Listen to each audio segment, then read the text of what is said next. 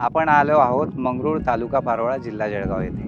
दादा आपलं नाव सांगा. गणेश राजेंद्र पाटील.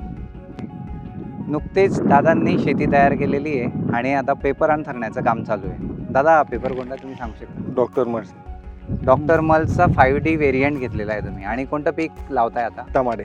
आता तुम्ही टमाट्याची लागवड करता. बरोबर. तसं आपण बघू शकता माझ्या मागे पेपर अंथरणं चालू आहे. डॉक्टर मल्च अंथरताय आता, तर तुम्ही पहिले किती वर्षापासून मल्चिंग वगैरे वापरता? कमीत कमी 8-7-8 वर्ष होऊन गेल्या मला. 7-8 वर्ष होऊन गेलेले. दादा आपण आता पेपर पसरवतोय, तर दुसरे ब्रँडचे पेपर आणि आपला डॉक्टर मल्चमध्ये तुम्हाला काय फरक जाणवला? याची चकाई चांगली आहे आणि पारदर्शी चांगली आहे आणि माणसं जे पसरवतोय कुठंच फाटत नाही. म्हणजे बाकीचे बंडल काय असतं, पाय ठेवल्यानंतर फाडून जातो, हा कुठंच फाटत नाही. हा बंडल पाय ठेवल्यानंतर फाटत नाही.